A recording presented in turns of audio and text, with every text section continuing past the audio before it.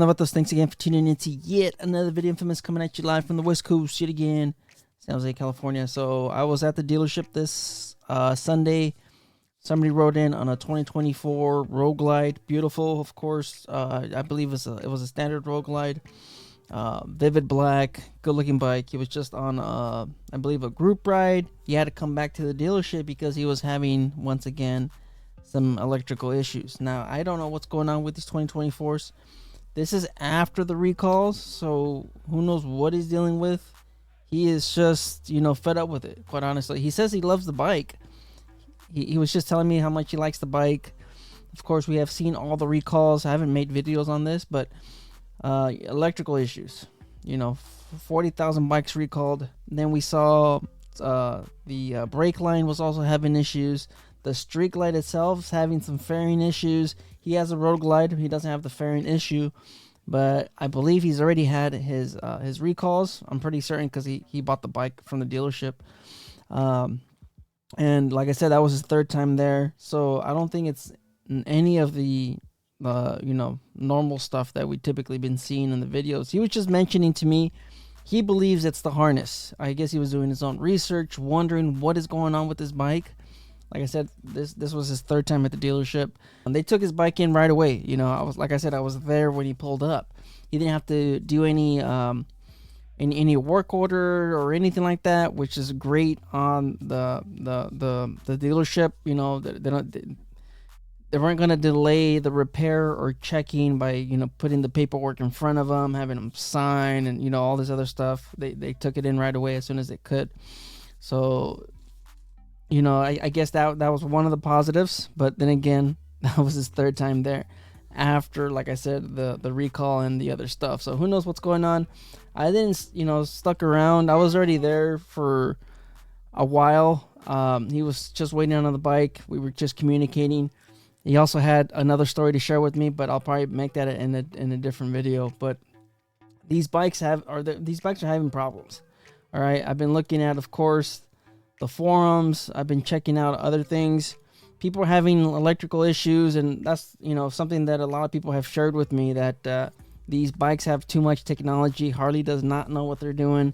Year one is a bike that you probably don't want to buy, especially a newer model kind of like this.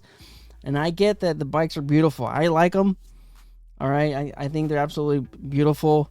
I really like all the new features. I like the bigger display. I believe the OS needs to be updated, or they need a better processor in that thing, or the ECU needs to get updated or something, or maybe they're running it on All-Tech, and because there's other issues on top of that. The startup time, warming up. I don't think it's the warming up, but I believe the startup is an issue. You also have the batteries getting discharged within 1 day or 2 days of not running the bike.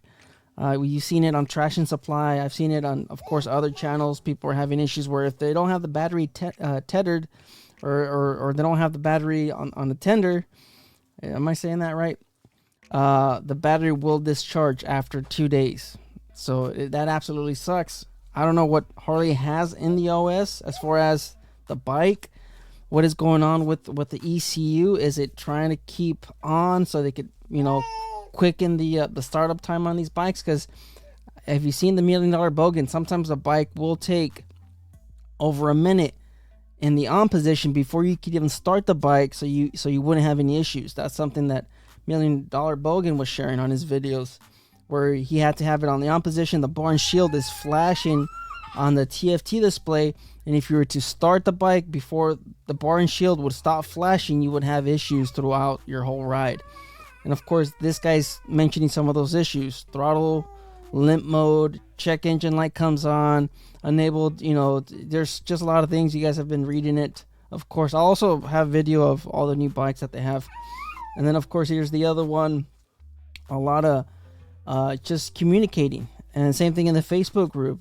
People have multiple visits. I've shared it on my TikTok. You guys can see it on my TikTok. People have been having electrical issues. So, it's just a heads up. I think it's already been, we're on year 3 now with these bikes, because technically 2023 was the first year of these models. All right, they haven't really changed. Yes, it's the CVOs. I understand they're the CVOs, and then of course these are the standard touring models. but they're running the same software. They're running pretty much everything identical to the 2023s. The only difference is you don't have the inverted forks, you don't have the VVT, and you don't have some of the other stuff. But pretty much these bikes have been technically out for 3 years now, and Harley just can't figure it out. So onto what, of course, the owner was telling me. He believes it's the electrical wires right around underneath the exhaust. That's what he believes. You can see that also around here. Poor connections to the battery, poor connections. Some of the harnesses. People are saying the harnesses or the connectors, you know, stuff like that. I don't know, because like I mentioned, Harley gets a lot of their products imported. They're not made in the States, and I don't know if they're still making them in Mexico, because before, of course, on the M8s, on the touring models, the previous model year, the previous models, and the Softails, a lot of the harnesses were made in Mexico. I don't know if they're outsourcing that to China now so they could save a couple cents. That, you know, it's a possibility, but this is what happens when you're trying to cut costs and you're trying to, you know, use alternative products so you can save money and increase your profits. And then you have these kind of issues. So if you're having these issues, of course, share it in the comments. I would say visit your dealership as soon as possible so you can have a record of everything that's been going on. The problem is, because I mean, I don't know if the dealerships are doing this, or I don't know if Harley's trying to do this. The issue is you have limited warranty on these bikes. All right. And I'm a service writer, or I used to be a service writer. You have a limited warranty on these bikes. The problem is if you don't take your bike in and if you don't get that documented that you've been having these issues since you bought the bike, once your extended warranty or your warranty, factory warranty ends, you have no proof. All right. So let's say you're having electrical issues and you never took your bike in. You're like, hey, it still runs. It's not an issue. I'm going to keep riding. It's still, you know, there's still throttle response. It's still, you know, rides normally. Yes, the check engine light, but I don't want to take it in because I don't want downtime or whatever. Or I don't have time to go take it to the dealership and, you know, pick it up and all this other stuff. If you don't take your bike in, you won't have the paperwork that you've been having this issue.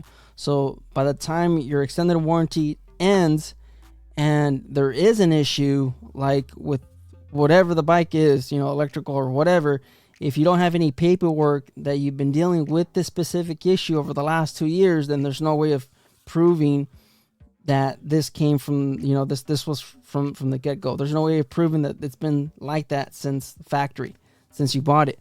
And technically, you're out of warranty and you're pretty much screwed.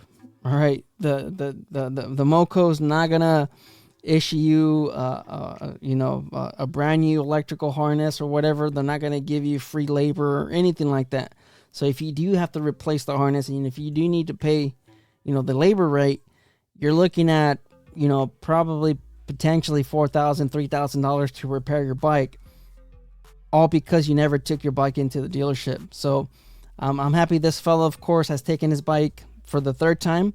Now he has it documented, and if this issue persists, of course, he could probably, you know, have them replace everything as far as the harness, the electrical stuff. Who knows what's going on? Like I said, I don't know. I didn't stay long enough to see, you know, what was the conclusion. But as far as, you know, just taking it to the dealership, having the paperwork, and for some reason, you know, after your factory warranty ends and that issue is related to the previous work orders, then you'll be able to get that covered under warranty, even though you're already out of even though you're already out of your factory warranty. That issue was never resolved. You guys get what I'm saying?